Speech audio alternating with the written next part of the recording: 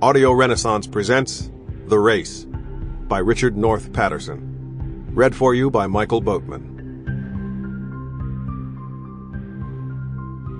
Prologue. The Hero. In the timeless dark of his captivity, before the president made him a hero for the careless act that had cost a friend his life, Captain Corey Grace distracted himself from guilt and the pain of torture by recalling why he had wished to fly, to escape from darkness to light. His earliest memories were of the metaphoric prison of his parents' joyless house, the way his father's mute and drunken rage turned inward on itself, his mother's tight-lipped repression of her own misery as clenched as her coiled hair. Even the Ohio town they lived in, Lake City, felt cramped.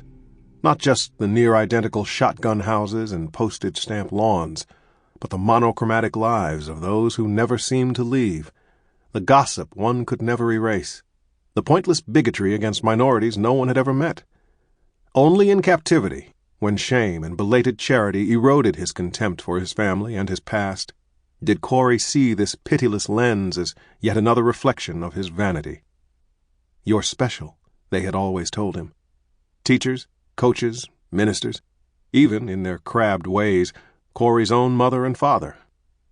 From his early youth, good looks had been among his many gifts, the ready smile and dark brown eyes, perceptive, alert, and faintly amused, strong but regular features arrayed in pleasing proportion to one another. He excelled in school, became captain of 3 sports teams, grew articulate and quick-witted in a way he could not trace to either parent, learned to conceal his alienation with an easy charm that made girls want him and other boys want to be like him.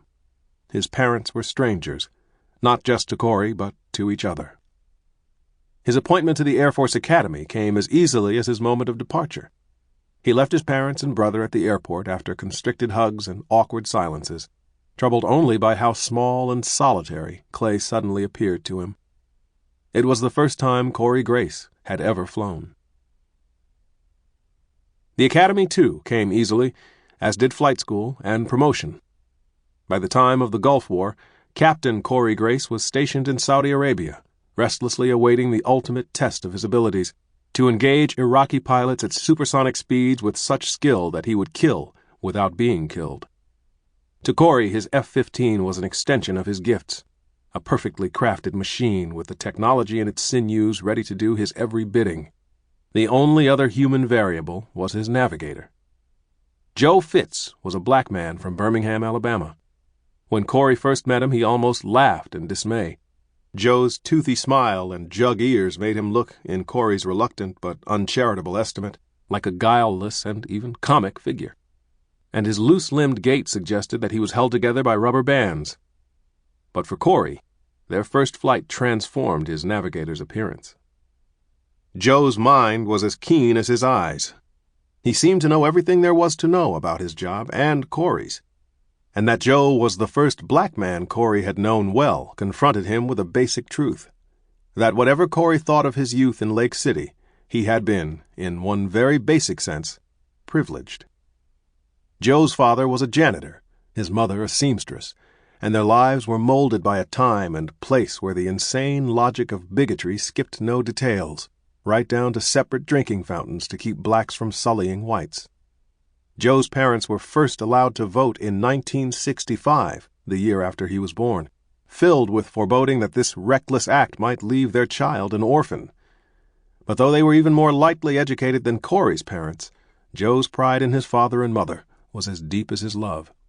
They had wrung from the harsh strictures of their lives the fierce determination to give Joe Fitz chances they had only dreamed of. The sole fissure between Joe and his devoutly Baptist parents was one that he had concealed from them. Except when he was home, Joe never went to church. "So, you're an atheist?" Corey asked one evening. Sitting beside Corey at the bar, Joe sipped his scotch, regarding the question with narrow eyes. "Atheism's too much trouble," he answered. "Why put that level of energy into something you can't know? Anyone who tells you they're sure that there is a God or isn't one is smoking dope. Anyhow, it's the wrong question. Maybe there is a God." Sample complete. Ready to continue?